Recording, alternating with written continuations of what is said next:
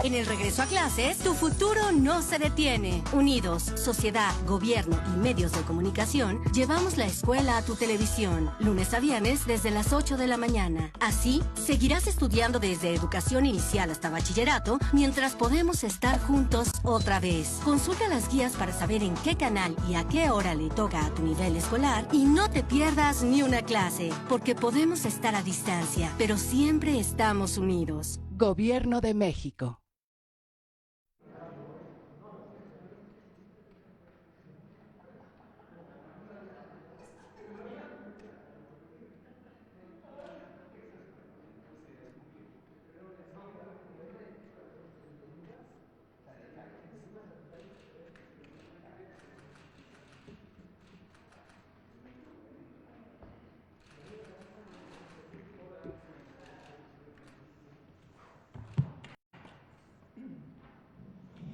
Muy buenas noches. Buenas noches. Buenas noches. Este se quita distinto. Tunk. Tunk. Exacto, acalora. Muy buenas noches. Hoy es 1 de septiembre, día del informe de gobierno, y son las 19:01.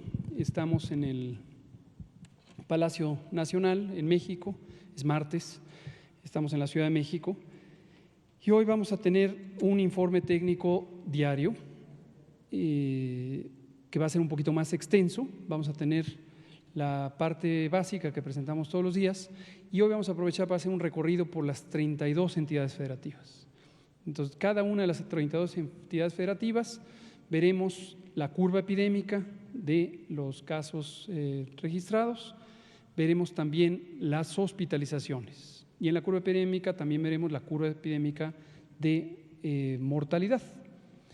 En cada diapositiva encontrarán que está el porcentaje de ocupación de camas generales y de terapia intensiva, de camas con ventilador, y el color en que se encuentra el semáforo en esta semana. Y todo esto lo va a presentar el doctor José Luis Alomía y abrimos a preguntas y comentarios. Doctor Alomía, por favor. Muy buenas tardes con todas y con todos. Vamos a iniciar la conferencia vespertina número 186 ya. Como se comentó hace un momento, estamos iniciando el mes de septiembre. Vamos a continuar también durante este mes con las actividades del semáforo de riesgo COVID. Recordando que el semáforo que inició el día de ayer estará vigente toda esta semana y toda la siguiente semana. Ustedes ya conocen cuáles son las entidades que están en cada uno de los niveles de riesgo y bueno, el llamado más bien directo en este marco de la nueva normalidad es precisamente a la población para que estén atentos y puedan implementar todas aquellas acciones que en el nivel local se están llevando a cabo. Las autoridades sanitarias en los gobiernos de los estados, de la mano y en coordinación con los municipios, implementan de manera cabal cada una de estas acciones precisamente para poder limitar la transmisión. Veamos la siguiente diapositiva. Vamos a actualizar las estadísticas nacionales. El día de hoy ya son más de 1.360.000 las personas que hasta el momento han ingresado a protocolo de estudio. Han sido clasificados como casos sospechosos y de este grupo podemos ver cuáles han dado positivo a un prueba de laboratorio, es decir, se ha identificado el virus SARS-CoV-2 en las vías respiratorias a través del hisopo faríngeo o nasofaríngeo que en su momento les han tomado y 606.036 son las que hasta el momento, hasta el corte del día de hoy, han dado positivos a esta prueba, así como 676.958 también han dado negativas. Y con esta información básicamente se construye este gráfico, que son barras que están apiladas en base a cada una de las clasificaciones y entonces podemos ver cuál es el comportamiento que se ha dado en relación a todas las personas que han sido confirmadas como casos sospechosos. Estábamos viendo que en la semana 33 tuvimos una mayor cantidad de este grupo de personas en relación a la 32 y en la 34 vamos todavía por debajo de la 33, lo cual ahorita vamos a ver también cómo es un comportamiento similar en el tema de casos estimados. Vemos el porcentaje de positividad se mantiene en 43%, prácticamente lo tuvimos así toda la semana pasada, abrimos esta semana con esa misma proporción y aún se mantiene, pero a su vez podemos ver la tendencia que ha tenido este porcentaje de positividad que está representada en la línea de color naranja, que pues prácticamente desde la semana 30 más visible en la 31, inició un descenso, recordando que lo tuvimos hasta en un 54%, y este descenso, esta tendencia descendente se ha mantenido hasta la semana que estamos graficando. Veamos la siguiente diapositiva, son los casos estimados. Vamos a ver la variación para el día de hoy, de las últimas 2 semanas, que es la 33 y la 34, después de tener entonces ya 5 semanas que han mantenido un descenso desde ese acme de 2 semanas que tuvimos, una meseta en la cima, y cuya diferencia entre la 33 y 34 al día de hoy es de menos 6%. Todavía tenemos una presentación descendente de la misma. Las defunciones igualmente con una diferencia de menos 45% entre la 33 y la 34. Vemos el indicador de proporción de casos activos, es 6%. El día de hoy se mantiene en relación a lo que veníamos observando y representa lógicamente la actividad más reciente de la epidemia en México, dado que esta proporción son las personas que iniciaron con signos y síntomas en los últimos 14 días. Veamos las siguientes diapositivas. La ocupación hospitalaria son también números que se han mantenido muy estables en las últimas semanas, 35% la media para el día de hoy, con al menos también 35% de disponibilidad en todas las entidades federativas, algunas de ellas con alta disponibilidad, como son Tlaxcala, Campeche, Chiapas, con 88, 89 e inclusive 90% de disponibilidad de estas camas. Y como vemos, la gran mayoría al menos tienen arriba del 58% de esta disponibilidad. Veamos la siguiente diapositiva, que es precisamente la de camas con ventilador para los pacientes más graves, 31%, también es un porcentaje que se ha mantenido muy estable. Nuevo León, que es el estado que tendría la mayor ocupación, aún así tiene disponible 45% ya de sus camas con ventilador y prácticamente 30 de los 32 estados, la gran mayoría, tienen más del 50% de disponibilidad de estas camas, llegando inclusive a ser o a tener disponibilidades de un 92% en los casos de Campeche y de Chiapas, que por cierto son entidades que en este momento se encuentran en riesgo amarillo para efectos del semáforo. Estos serían los números para el panorama nacional. Pasaríamos entonces ahora al componente de las entidades federativas. Sería la siguiente. Presentaríamos las entidades. Muy bien. Entonces, aquí tenemos lógicamente el mapa nacional en donde representamos los casos estimados en una escala de colores. Los casos estimados que están en la curva azul, en su momento azul claro, en la otra diapositiva, aquí los representamos, pero nos enfocamos en la epidemia activa, para precisamente a través de los colores más oscuros poder identificar cuáles son las entidades federativas que están teniendo mayor actividad en los últimos 14 días. Otra manera de decirlo sería cuáles son las entidades federativas que presentan la actividad más reciente de la epidemia en el país. Teníamos ya algunas semanas viendo que Baja California Sur había mantenido siempre una tendencia ascendente en las últimas semanas, por eso está con uno de los colores más intensos, y en su momento Coahuila, Nuevo León también tienen colores intensos, Colima, que en su momento, recordemos, es la entidad que está en semáforo de color rojo, y por ahí también tenemos a Yucatán. Pero en general podemos ver que de alguna manera el mapa, la mayoría de las entidades tienen colores no tan intensos, lo que quiere decir que la actividad en los últimos 14 días o de la epidemia activa es baja, ¿no? Ahí también tenemos el punto pequeño de la Ciudad de México. Veamos la siguiente diapositiva.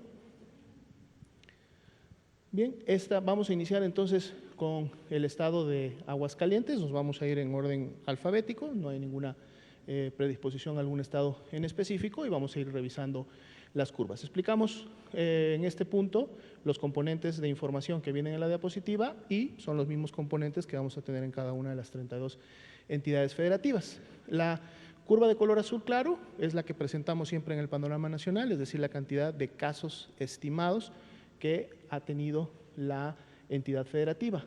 La curva de color oscuro, casi negra en la parte inferior, es la ocurrencia de defunciones. Entonces aquí podemos ver tanto los casos como las defunciones. Los números que se encuentran del lado derecho de la gráfica, en color rojo tenemos la ocupación de camas general y en un color verde oscuro tenemos la ocupación de las camas con ventilador. Es un poco lo que vemos en las diapositivas previas en forma de barras, pero además agregamos un elemento informativo que es en relación hacia una semana atrás, es decir, en lo que sucedió en la última semana, si hubo un incremento en la ocupación, si hubo una disminución o en algunos casos veremos que el indicador se mantiene igual y entonces también colocamos la información de cuál es el nivel de riesgo de acuerdo al semáforo de riesgo COVID en el cual se encuentra la entidad en este momento y la vamos a ver representada al lado derecho debajo de la fase 3. Entonces, este es en el caso de Aguascalientes, podemos ver cómo Aguascalientes llegó en la semana 23, digamos, después de una aceleración importante y constante que tuvo las primeras semanas, prácticamente a lo que se consideraba un primer pico, un primer acmé, y a partir de ese punto ha tenido prácticamente un comportamiento oscilante, inclusive en la semana 28, teniendo todavía un pico más alto, que podría ser el más elevado que hasta el momento hemos observado, y luego empezaba ya a tener una disminución importante de 4 semanas consecutivas.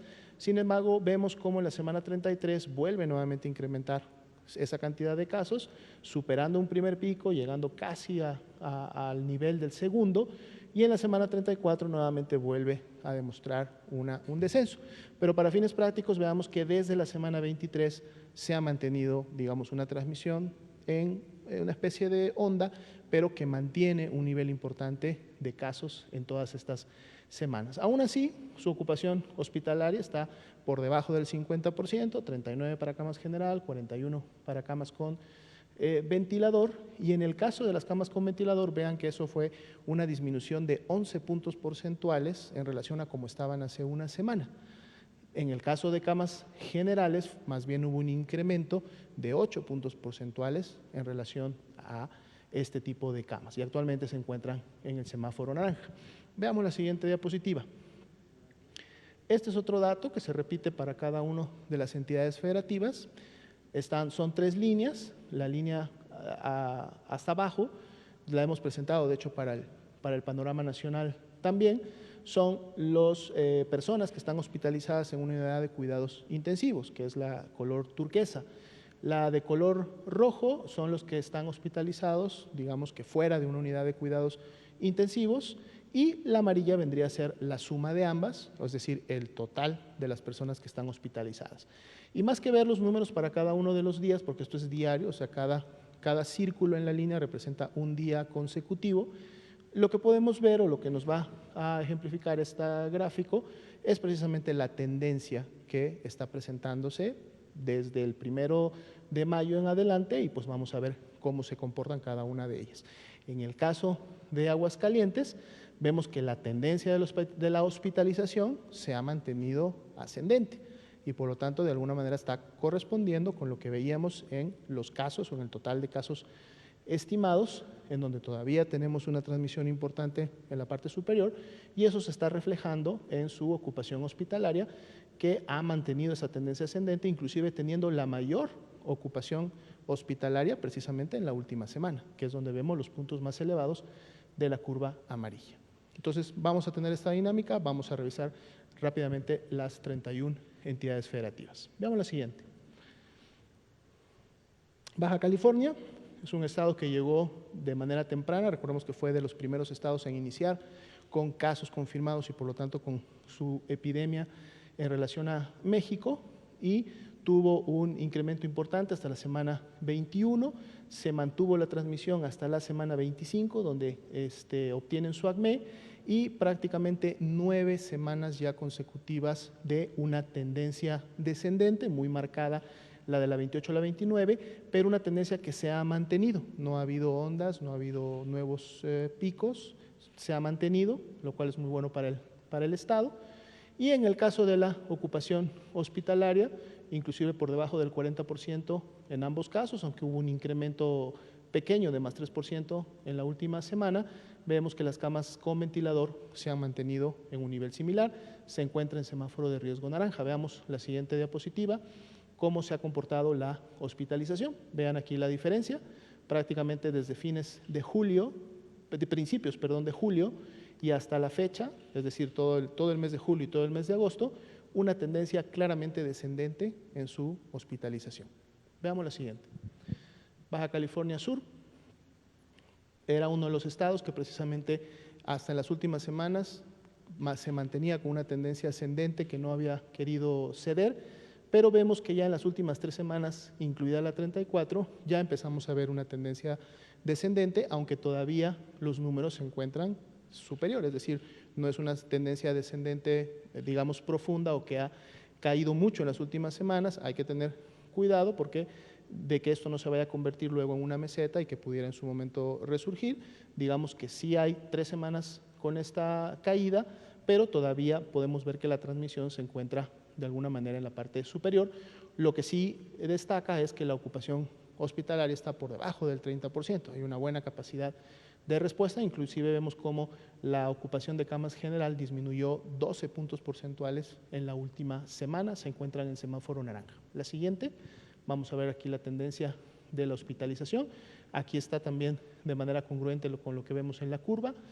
Para la primera semana de agosto alcanzaban el mayor pico de hospitalización y prácticamente ya todo el mes de agosto una tendencia clara descendente de la hospitalización, aunque todavía se mantienen por lo menos 140 personas hospitalizadas en las diferentes áreas. Veamos el siguiente estado. Campeche. Campeche, un descenso bastante claro, prácticamente ya un nivel de transmisión muy bajo, debajo de los 200, después de haber llegado a tener puntos de transmisión de hasta 600.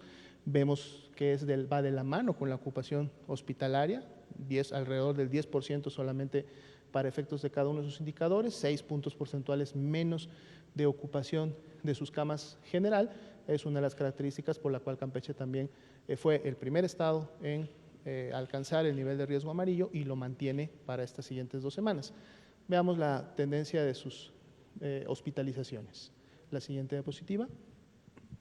Bien, aquí es claro, prácticamente desde mediados de julio que tuvieron la mayor ocupación hospitalaria, tienen no solamente una tendencia clara, sino una caída bastante importante que inclusive los ha puesto solo por encima de los 60 o 70 pacientes hospitalizados en un día. Es una caída bastante importante. Veamos la siguiente diapositiva, siguiente estado.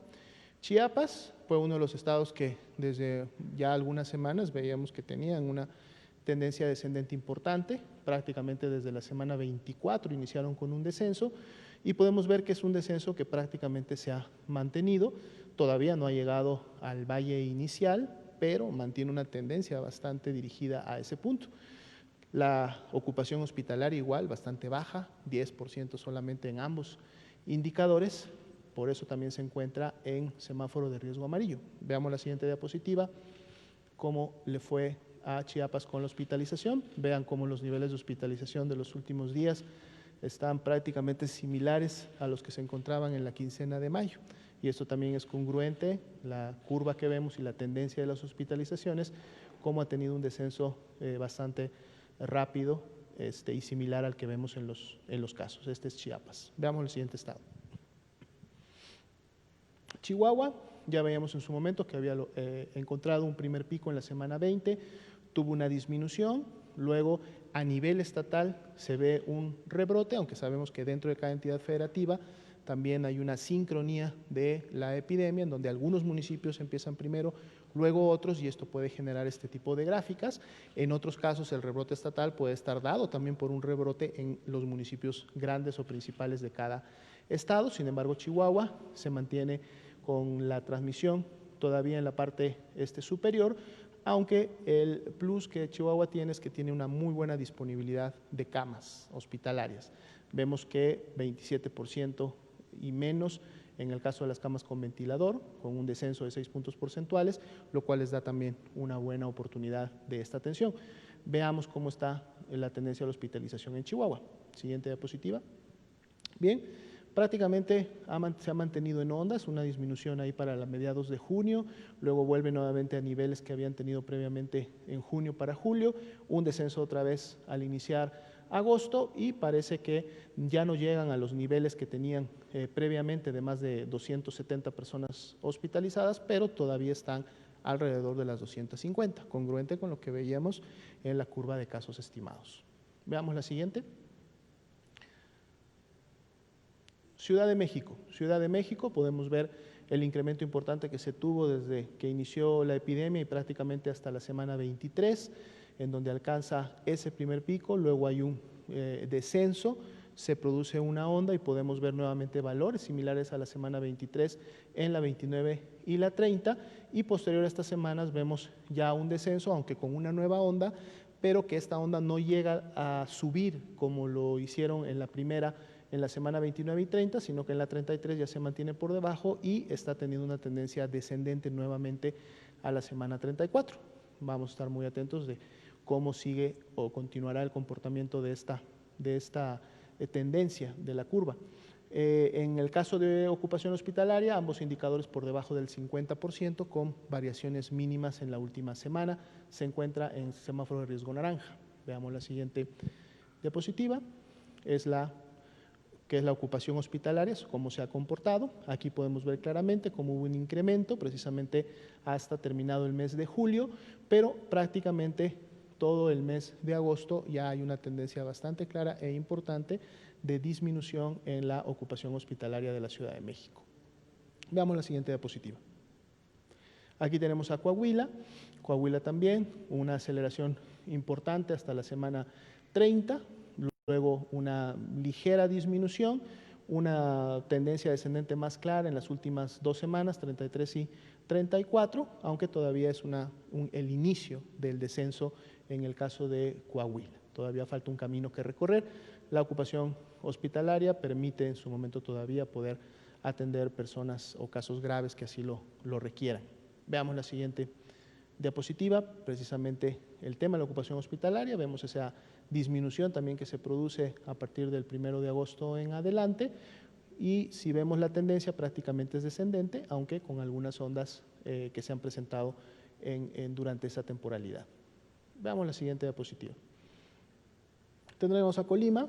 Colima es la entidad federativa que está en semáforo de riesgo COVID rojo, que es el máximo, precisamente por este comportamiento que aún tiene la curva epidémica, en donde todavía hay una tendencia ascendente clara. La 34 se va a estar moviendo, vamos a ver si ya entre la 3 y 34 se logra o la meseta o ya un cambio en la tendencia ascendente para empezar con la descendente, pero por lo pronto todavía está con este comportamiento. Vemos que la ocupación de camas con ventilador, a pesar de que disminuyó en la última semana 7 puntos porcentuales, todavía se encuentra por arriba del 50%. Veamos la siguiente diapositiva, y es precisamente la ocupación, el comportamiento, la tendencia de la ocupación en Colima, y vemos lógicamente esta tendencia ascendente que en su momento también contribuyó al tema del semáforo. Veamos la siguiente diapositiva. Durango también ha tenido un comportamiento al ascenso, aunque con una meseta en ondas, con una ligera tendencia ascendente desde la semana 26 en adelante. Todavía hay buena disponibilidad hospitalaria, más del 38% de disponibilidad en ambos tipos de camas, está en semáforo naranja. Veamos la siguiente diapositiva. La tendencia de la hospitalización, igual una tendencia ascendente desde que prácticamente inició la epidemia, aunque vemos que empieza a lograr ya una tendencia un poco más estable en las últimas semanas, ya un comportamiento de meseta desde el 1 de agosto, pero todavía no vemos que empiece un descenso como tal en las hospitalizaciones. Veamos la siguiente. Tenemos al Estado de México, aquí sí, desde la semana 23 que logran su ACME, su primer pico. De ahí para adelante todo ha sido una tendencia descendente, aunque en ondas, pero claramente descendente, inclusive hasta la semana 34. Buena disponibilidad hospitalaria, por lo tanto hay una buena expectativa de hacer frente a la necesidad de hospitalizar pacientes. Están en color naranja, y si vemos el comportamiento de la hospitalización, siguiente diapositiva, vamos a ver que se replica claramente esta tendencia descendente, inclusive desde el mes de junio. Muchos empezaron con sus descensos o en agosto o en julio.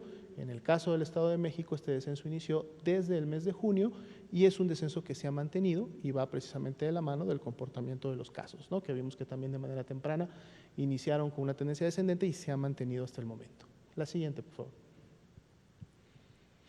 Guanajuato también logra en su momento un ACME en la semana 30, mucho más reciente, después de una subida importante, pero luego ya un descenso hasta la semana 32 con un incremento ligero, una tendencia ascendente en las últimas 2 semanas. Vamos a ver si esto se mantiene o pueden lograr continuar con ese descenso que iniciaron en la 31.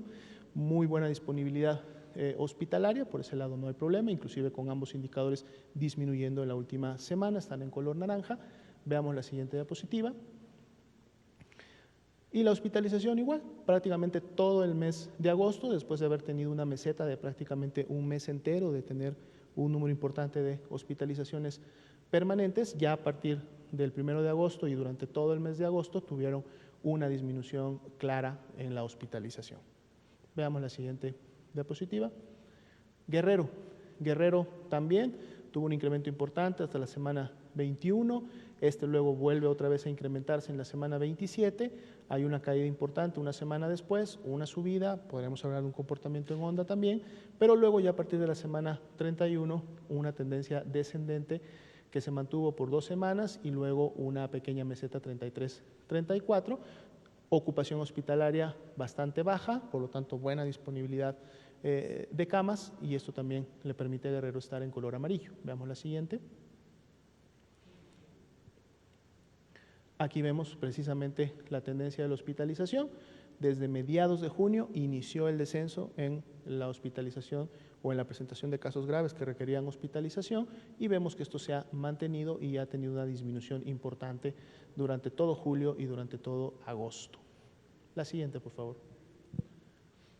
Bien, vemos a Hidalgo, con una curva también que tuvo una meseta importante desde la semana 21 hasta la 27, después de lo que parecía había sido el primer pico. Sin embargo, luego viene un incremento importante y pareciera que realmente el mayor pico o el ACME se obtiene en la semana número 30. Todavía es una tendencia descendente ligera, digamos que está todavía en la cima de esta transmisión. Hay buena disponibilidad de camas con ventilador, sin embargo, la ocupación de camas general está alrededor del 50% con disminuciones mínimas, ¿no? Esto mantiene a Hidalgo en semáforo de riesgo naranja. Veamos la siguiente. Y aquí está precisamente el comportamiento de las hospitalizaciones, que en base a la curva que veíamos de cómo se está comportando la transmisión, todavía mantiene una tendencia ascendente que lo lleva hasta un nivel de alrededor de 400 personas hospitalizadas en un día en toda la entidad. Veamos la siguiente. Vamos con Jalisco.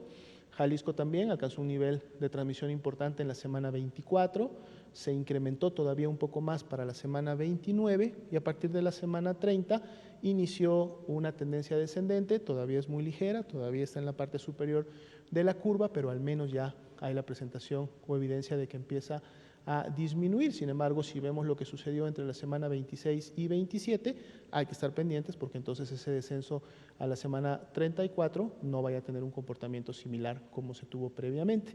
Tienen buena disponibilidad hospitalaria, lo que también les da un buen background para atender pacientes. Semáforo de riesgo en color naranja. Veamos la siguiente diapositiva. El comportamiento de la hospitalización, congruente también. Un ascenso importante hasta la quincena de junio, un ascenso menor, pero todavía hasta alcanzar una buena cantidad de personas, casi 1000 personas hospitalizadas en un día en los primeros días de agosto, y prácticamente se ha mantenido una meseta entre los 800 y 1000 personas que han estado hospitalizándose en las últimas semanas. Veamos la siguiente diapositiva. Tenemos la curva de Michoacán. Michoacán también, con un ascenso importante hasta la 25, parecía que empezaba a ceder la transmisión en las siguientes semanas, pero luego en la 29 inician otra vez un ascenso que prácticamente se ha mantenido hasta la semana 33. Vamos a ver si ese decremento hacia la 34 se mantiene o pudiera cerrar la semana todavía en una meseta. Buena disponibilidad de camas para hospitalizar a pacientes, por lo tanto está en semáforo de riesgo naranja. Veamos la siguiente diapositiva. Aquí está precisamente la tendencia de la hospitalización todavía en Michoacán. Vemos que todavía es una tendencia ascendente. De hecho, en la última semana pareciera que están alcanzando el punto más alto, pero vamos a ver qué pasa todavía en las siguientes semanas en relación a la hospitalización en Michoacán. Siguiente. Bien, Morelos. Morelos también, un pico alto que inició desde la 19 hasta la 24, luego viene un descenso importante hasta la 27 y a partir de la 28 un incremento ligero y luego una tendencia prácticamente de meseta en su comportamiento hasta las últimas semanas. Buena disponibilidad hospitalaria, menos del 30% en promedio de la ocupación, están en semáforo naranja. Veamos por favor en la siguiente la tendencia de sus hospitalizaciones. Aquí podemos ver que lo que sucedió entre mayo y junio ya es un descenso importante para julio y para agosto, aunque no hay una tendencia descendente como tal, pero sí menor a la que se veía al menos en meses previos. Veamos la siguiente. Nayarit también un incremento continuo hasta la semana 30. Tenemos ya 4 semanas en donde se ha visto una tendencia descendente, todavía está en un nivel superior, 60% la ocupación de camas general, aunque ha habido una disminución de 8 puntos porcentuales en la última semana y mucha mejor disponibilidad en lo que se refiere a ocupación con camas con ventilador, se encuentran en semáforo de riesgo naranja. La siguiente. Aquí tenemos el comportamiento y por lo tanto la tendencia un poco de la hospitalización. Parece que llegaron ya a una meseta larga que prácticamente se ha mantenido desde mediados de julio hasta la fecha, pero por lo menos esa tendencia descendente que se tenía hasta mediados de julio no ha continuado. Esperemos que en las siguientes semanas esto pueda ya empezar a presentar un descenso. Veamos la siguiente. Tenemos ahora Nuevo León igual, un crecimiento hasta la semana 28, una disminución importante hasta la semana 31 y luego un comportamiento prácticamente de meseta en las últimas 3 semanas con una tendencia ligeramente hacia arriba, pero realmente más comportándose hacia la meseta. Recordando que Nuevo León es precisamente uno de los estados que tiene la mayor ocupación de camas general, se encuentra en 63%, la disminución de la última semana fue de menos 1%, las camas con ventilador también con un 53%, aunque con una disminución de menos 5% en la última semana. Veamos la siguiente diapositiva para ver el comportamiento de la hospitalización. Aquí podemos ver precisamente cómo durante todo el mes de agosto Nuevo León alcanzó una meseta, por lo menos la tendencia ascendente que venía de manera importante desde mediados de junio, no continuó con la misma, ya está en una estabilidad, pero todavía en la parte superior. Una hospitalización que está fluctuando entre los 1.300 y 1.400 personas que están hospitalizadas en un día. Veamos la siguiente.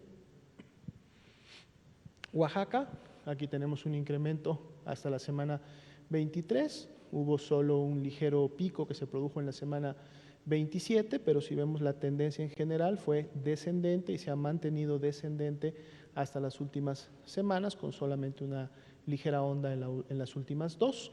Buena disponibilidad hospitalaria con disminución inclusive de su hospitalización en la última semana, están en semáforo de riesgo amarillo. Veamos la tendencia de la hospitalización de Oaxaca, sería la siguiente diapositiva. Y bueno, aquí también entonces vemos una tendencia ya descendente durante todo el mes de agosto, después de haber tenido prácticamente todo el mes de julio con una meseta de alrededor de 300 personas diariamente que se encontraban hospitalizadas. Veamos la siguiente. Puebla alcanzó un primer ACME pico en la semana 25, luego un descenso importante, sin embargo luego volvió a subir, aunque ya no con la velocidad que lo había hecho en semanas previas, una curva más en lo horizontal, y ya desde la semana 30 y hasta la actualidad, ahora sí una tendencia descendente bastante clara, inclusive alcanzando niveles prácticamente ya por debajo de la mitad de lo que fue en su momento el mayor pico o cantidad de casos acumulados para esa semana. Ocupación hospitalaria por arriba por debajo, perdón, del 39% en ambos casos, es decir, más del 60% de disponibilidad, habiendo disminuido las camas generales en la última semana, está en semáforo de riesgo naranja. Veamos la tendencia de su hospitalización. Aquí está, precisamente ya durante todo el mes de agosto y prácticamente desde fines de julio, con una tendencia clara descendente en la hospitalización de personas, es decir, la presentación de casos graves.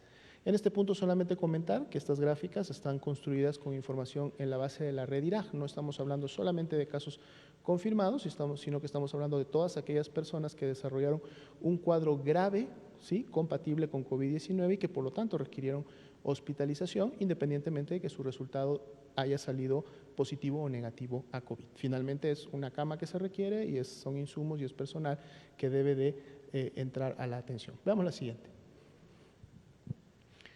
Querétaro, también una tendencia ascendente, continua, aunque en ondas, con una meseta previa, una ligera tendencia descendente en las últimas 2 semanas, vamos a ver si se mantiene, pero con buena disponibilidad hospitalaria todavía. Veamos precisamente la tendencia de esta hospitalización, la siguiente. Todavía de manera ascendente, aunque alcanzando ya prácticamente una meseta en las últimas 2-3 semanas. Vamos a ver si inicia su descenso en ambas curvas. Veamos la siguiente. Quintana Roo, también veíamos cómo Quintana Roo había tenido una transmisión, digamos, bastante controlada, basal, hasta la semana 23, luego viene un periodo de rápida transmisión y por lo tanto incremento de casos, pero también ya tenemos una tendencia descendente clara que se ha dado prácticamente en las últimas 5 o 6 semanas, lo cual también ha generado una buena disponibilidad de camas de hospital, como lo podemos ver en los indicadores, con disminución inclusive en la última semana, está en semáforo de riesgo naranja. Veamos la siguiente, la hospitalización y la tendencia, aquí también es bastante clara. A partir de agosto, una caída bastante importante, con una tendencia bastante hacia abajo de la hospitalización en ambos grupos de personas. Vamos a ver si esto se mantiene hasta llegar a niveles importantes. La siguiente. San Luis Potosí, tenemos un primer pico en la semana 29 y a partir de la semana 30 en adelante todo ha sido descendente. Por lo tanto, el Estado también está teniendo un comportamiento claro en el control de su transmisión, por lo menos hasta lo último evidenciado. Buena disponibilidad de camas de hospital, basado en la poca ocupación que tienen en el momento. La siguiente, por favor.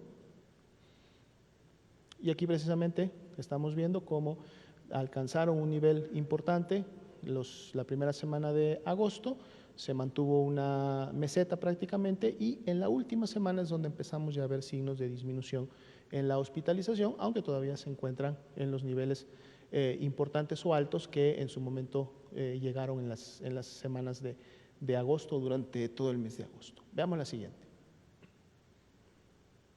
Sinaloa. Sinaloa es uno de los estados que también ha tenido un descenso importante y una tendencia con este descenso marcada, prácticamente desde la semana 23, en donde llegaron a su primer pico. Ahí podemos ver claramente cómo ha ocurrido esta disminución de casos y congruente con esto es la buena disponibilidad hospitalaria que también tiene Sinaloa, quien está en semáforo de riesgo naranja. Veamos la siguiente diapositiva. Aquí vamos a ver la ocupación hospitalaria y por lo tanto la tendencia. Igualmente podemos ver durante la segunda quincena de julio y durante todo el mes de agosto se ha mantenido esa tendencia descendente y ha habido menos ingresos a los hospitales, llegando prácticamente a los niveles que tenían a fines del mes de mayo. Veamos la siguiente.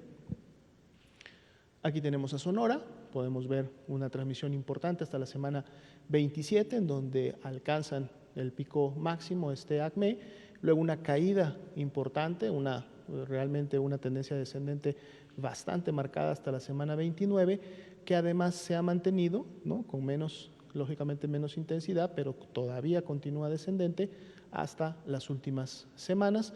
La disponibilidad hospitalaria es bastante amplia, eso le permitió también salir a Sonora en amarillo en esta semana y la que sigue. La siguiente diapositiva, Veamos la ocupación hospitalaria, también es clara, prácticamente todo el mes de julio y todo el mes de agosto estuvieron disminuyendo su hospitalización y han llegado prácticamente a los niveles que se tenían en la quincena de mayo, alrededor de 210, 220 personas hospitalizadas en todo el estado. Veamos la siguiente. Tabasco, también transmisión importante hasta la semana 29 y luego una clara tendencia descendente que ha mantenido hasta la última semana, inclusive ya estando por debajo de lo que fue en su momento la mitad de los casos que se tuvo en la 29. También una buena disponibilidad de camas de hospital, muy baja la ocupación. Veamos la siguiente. Aquí podemos ver la congruencia de la hospitalización, precisamente todo el mes de agosto, una disminución importante, marcada, una caída bastante pronunciada, hasta prácticamente alcanzar los niveles de hospitalización que tenían al inicio del mes de mayo. Veamos la siguiente. Tamaulipas, también una curva, digamos, bastante clásica, semanas 27-28, el ACME, y luego todo lo que sigue hasta la semana 34, una tendencia descendente clara, congruente también con sus niveles de disponibilidad hospitalaria, se encuentra en amarillo. Veamos la siguiente. Aquí está, también congruente la hospitalización, después de en la tercera semana de julio haber alcanzado el mayor nivel de personas hospitalizadas, prácticamente todo el mes de agosto con una tendencia marcada descendente en este comportamiento. La siguiente. Tenemos a Tlaxcala.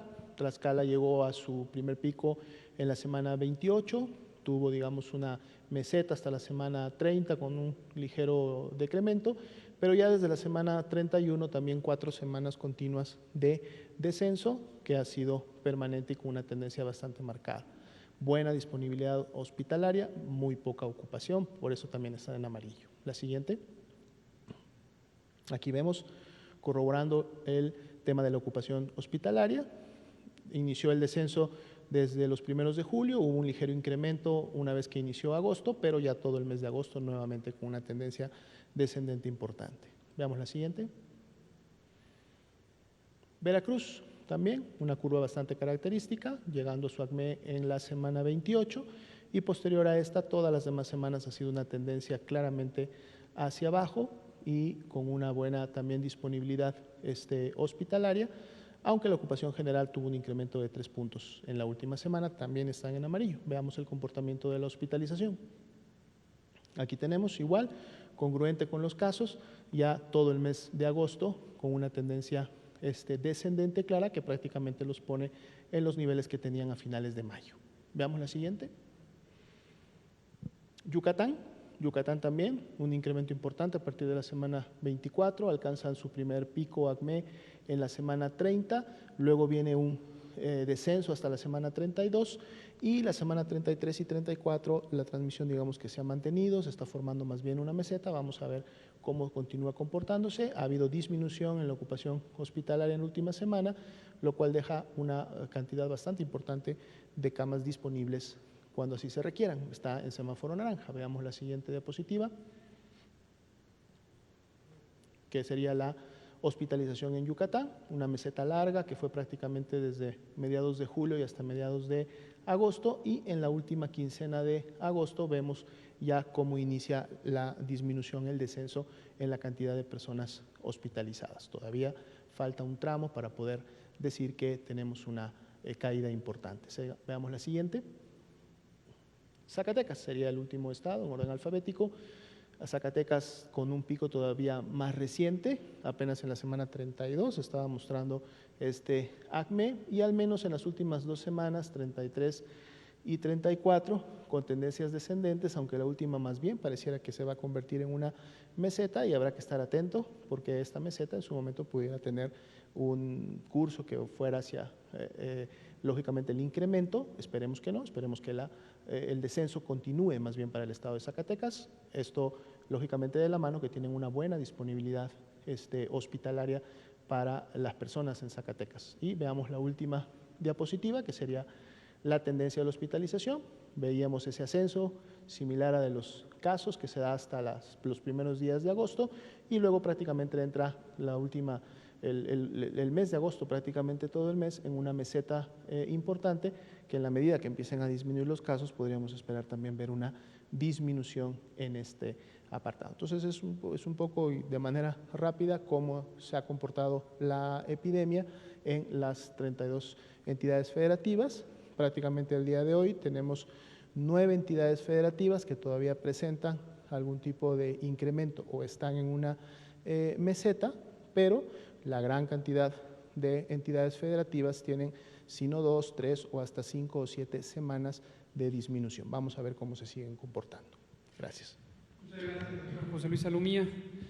Hoy quisimos tener esta panorámica detallada de cada estado. Lo habíamos presentado en ocasiones previas, pero para recapitular sobre el estado que guarda hoy la epidemia. Hay ideas que hemos manejado desde el inicio de la epidemia y una de ellas es precisamente la enorme diversidad de tiempos de ocurrencia epidémica que hay en las entidades federativas. Recordarán que cuando algún segmento de la población, este segmento que ha tenido una idea fija a lo largo de toda la epidemia, estaba con la inquietud de que si el pico, que si le atiné, que si no le atiné, y le ha costado mucho trabajo visualizar este elemento. No es tan complejo, en realidad es relativamente simple. En cada una de las 32 entidades federativas, la epidemia se comporta de una manera diferente en tiempos, en intensidades y en propagaciones territoriales. Hoy lo vemos aquí, pero es el mismo concepto que venimos manejando.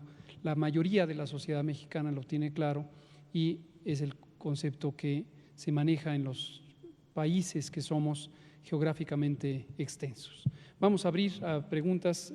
Carlos, por favor, de 1 más 1. Ya se la debía de 3 sesiones. Gracias, doctor. Buenas noches, doctor Gatell. Buenas noches, doctora Salomía. Carlos Avaroa, del 1 más 1. Disculpe, yo tengo 2 preguntas. La primera, doctor, hay casos que hemos conocido personalmente respecto a que se hacen la prueba, salen positivos, están el tiempo necesario en confinamiento, se hacen la prueba 15 días después o un mes después y continúan en positivos, o hay, en su caso, a veces están hospitalizados y continúan saliendo positivos. ¿Qué pasa en estos casos? Es la primera. La segunda, brevemente. Yo la iba a hacer desde la semana pasada con respecto a lo que se habla de, cuando usted habló del tema del asunto de las gaseosas, de la comida chatarra y todo, y después el Congreso de Oaxaca acuerda limitar estos productos para venta hacia los niños.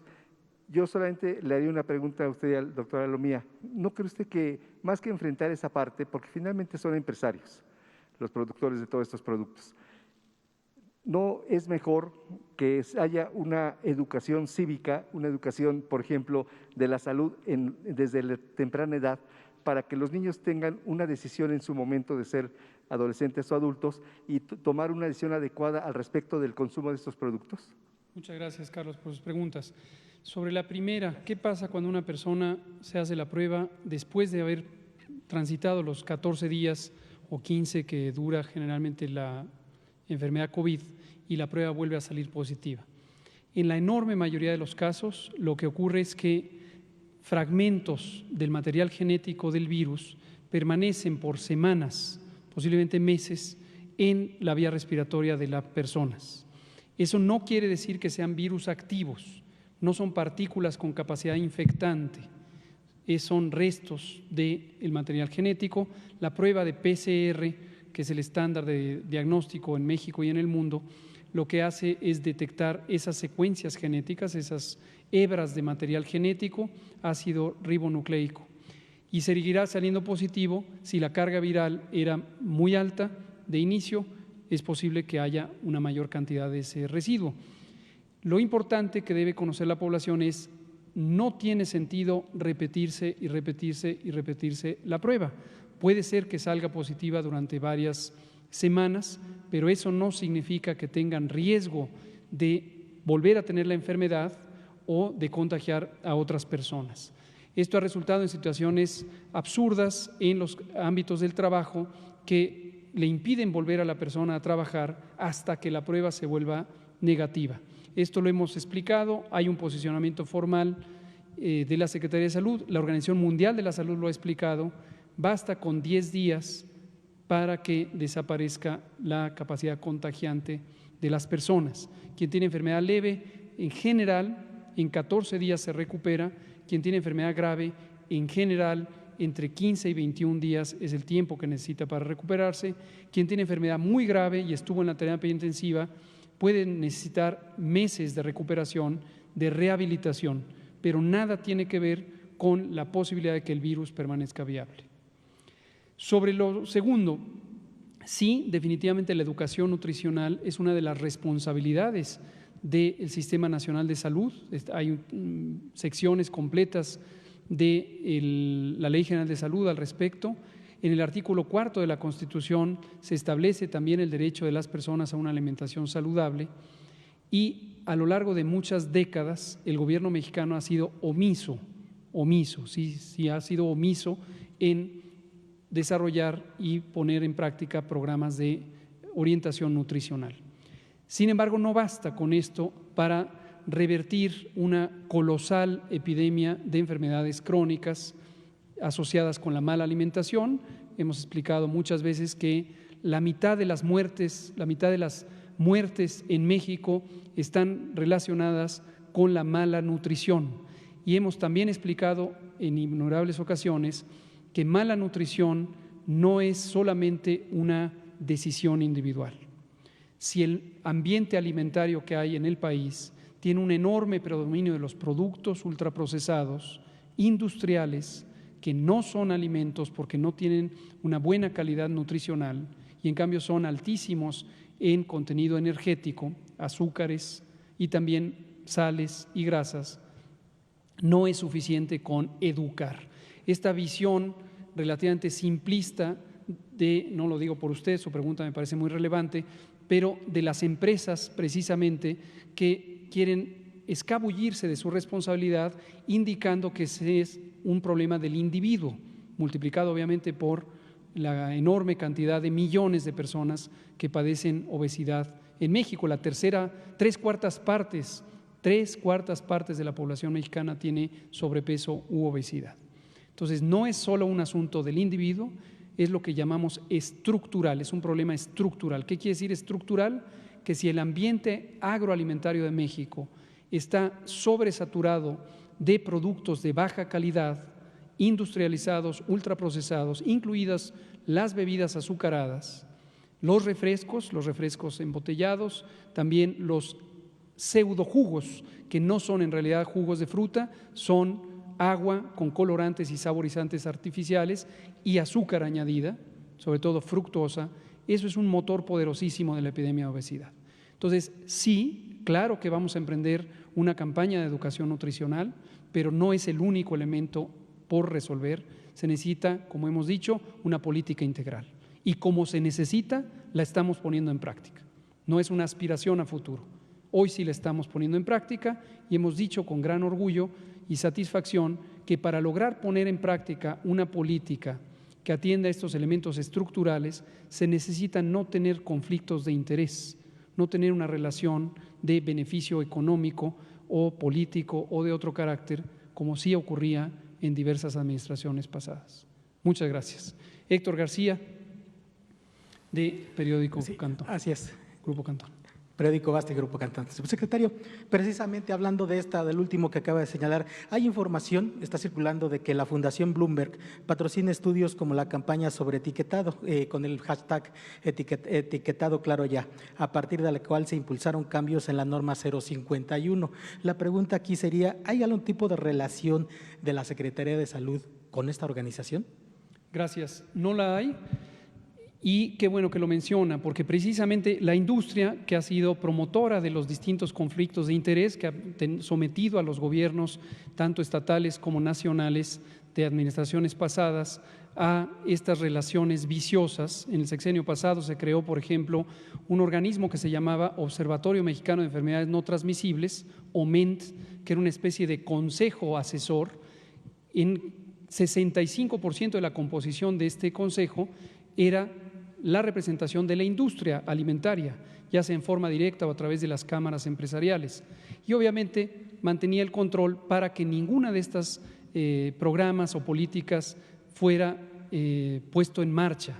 A pesar de que la evidencia científica ya existía, como lo explicó el jueves pasado el doctor Juan Rivera, cuando nos mostró sus libros, los libros que él editó junto con más de 50 investigadoras e investigadores nacionales e internacionales, se publicaron en 2012 y fueron incorporados en el sexenio pasado como la base de evidencia para escribir el librito, para escribir el plan de prevención de obesidad, pero no se pusieron en práctica más que esquemas relativamente simples de promoción de la salud, como que aquel famoso o tristemente célebre muévete, chécate, mídete, muévete. Y ya se vio, se invirtieron millones de pesos en esto. Es por cierto muy oscura la cantidad de dinero que se invirtió y cómo se utilizó, y no dio resultado. La epidemia ha seguido creciendo. Entonces, la industria, cuando se vio enfrentada a un gobierno independiente, un gobierno que no tiene interés en defender las particularidades de las ganancias económicas privadas, sino cumple su obligación constitucional y legal de defender, promover y proteger el interés público en materia de salud, quiso contaminar el ambiente con una calumnia. Y entonces habló de la Fundación Bloomberg. Explico brevemente quién es la Fundación Bloomberg y quién es Bloomberg. Existe un señor que se llama Michael Bloomberg, es un empresario y político de Estados Unidos que fue alcalde de Nueva York. Cuando fue alcalde de Nueva York, impulsó muchas de estas políticas que en el mundo entero gozan de gran popularidad para el control de las enfermedades crónicas. Después hubo un juez que desafortunadamente le bloqueó la iniciativa de reducir las porciones de los productos de consumo, específicamente los refrescos, y no se lograron esas políticas. Este señor Bloomberg es un millonario, sus ganancias las ha hecho a partir de un emporio financiero y de noticias, y hay una circunstancia que es casual, que fue producto de, resultó en una calumnia que en su momento se me hizo a mí, de que a mí me había financiado mis estudios doctorales el señor Bloomberg, lo cual es absurdo. Resulta que cuando yo estaba haciendo el doctorado en la Universidad Johns Hopkins en Baltimore, Estados Unidos, la universidad adoptó un financiamiento, un donativo del señor Bloomberg, y es costumbre en Estados Unidos que cuando alguien dona le ponen el nombre de la persona a la institución. Yo no tengo la culpa ni tengo ningún beneficio de que en mi segundo año del doctorado, la escuela donde estudié ahora se llama la Escuela Bloomberg de Salud Pública, pero no tengo ningún beneficio en ese sentido. La escuela, estoy orgulloso de haber estado ahí, es una escuela muy buena. Además, Bloomberg tiene una fundación filantrópica que, así como hay otras, Soros, Bill Gates, etcétera, que financian iniciativas de análisis de políticas públicas. Uno de sus temas de interés ha sido las políticas para la alimentación saludable. Y efectivamente, el Instituto Nacional de Salud Pública, que ha conducido sendos estudios sobre el impacto del impuesto a los refrescos que se puso en 2014, recibió financiamientos no vinculantes, es decir, no hay ningún condicionamiento, son financiamientos abiertos para la investigación de esta materia. Todo esto es absolutamente transparente, se ha declarado una y otra vez, y eso no condiciona en modo alguno a que el actuar del Gobierno de México o específicamente la Secretaría de Salud tenga que complacer a alguien que podría tener una coincidencia como la tiene millones de mexicanas y mexicanos, en el sentido de que la epidemia de obesidad, sobrepeso y diabetes es la causa de la mitad de las muertes en México. Muchas gracias. Nos queda tiempo para una pregunta. Demián Duarte, no, los sonorenses ayer ocuparon el estrado. Sí, gracias. Bueno, sea breve. Muy rápido. En el Senado de la República se presentó una iniciativa para gravar con más impuestos, incluso subir a 5% el impuesto a los refrescos y bebidas azucaradas. Aparte de una serie de medidas, parece que es una reforma bastante amplia, que propone incluso gravar alimentos que son considerados que no sanos, en pocas palabras, digo, para ser breve. La pregunta es, ¿qué le parece? Me parece excelente. Qué bueno que existan estas iniciativas. Existe investigación extensa en todo el mundo sobre la utilidad de estos impuestos especiales a productos y servicios, como los conocemos en México, impuestos saludables, se les conoce en otras partes del mundo, impuestos piguvianos le llaman las personas expertas en economía, porque un famoso economista, Pigou, fue quien describió que cuando se ponen impuestos a ciertos productos se disminuye el entusiasmo, vamos a llamarle, o el deseo de las personas de comprar esos productos. Y esto se ha usado en el tabaco, como lo mencionábamos el domingo, con gran éxito, y es un inhibidor del deseo de consumir. Algunas personas especialistas en economía han usado el argumento de que esto afecta mayormente a las personas con menor ingreso. Esto se llama regresividad en economía, pero aquí ocurre un fenómeno interesante.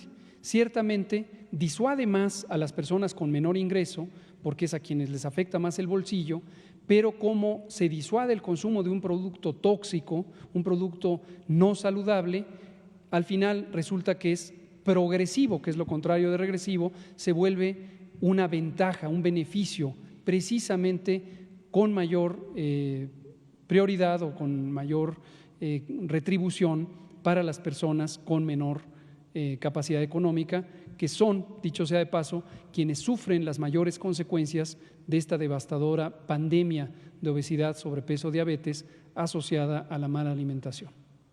Muchas gracias. Ya no nos da tiempo para la última pregunta, son las 20 horas, pero mañana continuamos. Muchas gracias. Exacto, los sonorenses. Poco a poco vamos pacificando al país. Es otra estrategia. Es trabajar de día y de noche para garantizar la seguridad de nuestro pueblo. Es atender a los jóvenes que tengan posibilidad de estudiar, de trabajar. Y algo muy importante, que ya no sea la delincuencia la que gobierne en México. Nunca más García Lunas en el gobierno. Segundo informe. Gobierno de México.